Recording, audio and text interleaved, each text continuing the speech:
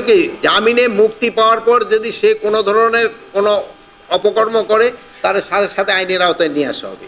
যেহেতু জামিন দেওয়াটা তো আমার হাতে নাই, এই কোর্ট হলো স্বাধীন, তারা তাকে জামিন দিয়ে দিছে, কিন্তু জামিন দেওয়ার পরে যদি সে কোনো ধরনের অপকর্ম করে তাহলে আমরা আইনের আওতায় নিয়ে আসবো।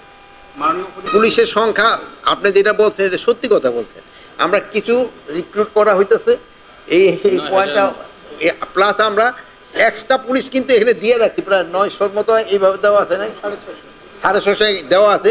ইলেকশনের সময় আমরা আরও পুলিশ দিয়ে দেবো এখানে। আমি একটু বলি যে আপনারা এই পার্শ্ববর্তী দেশ অনেক সময় অনেক গুজব রটায়, কিন্তু আপনাকে ওই জন্য অনেক অনেক ধন্যবাদ। আপনারা সত্যি ঘটনাটা প্রকাশ করার পরে পার্শ্ববর্তী দেশের গুজব কিন্তু অনেক কমে গেছে। আপনারা সত্যি ঘটনাটা প্রকাশ করে দিবেন এবং যে পার্শ্ববর্তী দেশ যদি মিথ্যা রটায়, এটা আপনারা সবচেয়ে কিন্তু মেইন মাধ্যম প্রতিহত করার।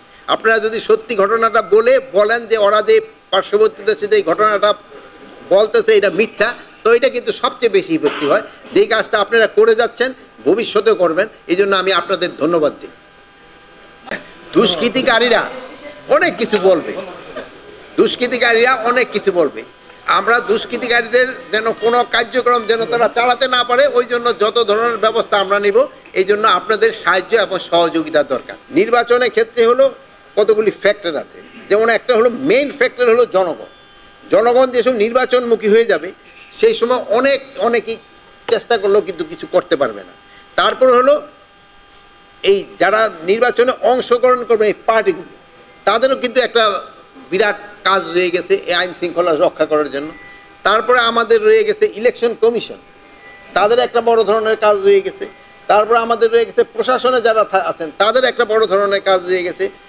তারপরে আরেকটা রয়ে গেছে আমাদের আইন শৃঙ্খলা বাহিনীতে যারা আছে তাদের একটা, মানে সবার একটা, এটা সবাই একটা একসাথে কাজ করলে এটা কোনো ধরনের কোনো সমস্যা হবে না আমি বলে আশা করি।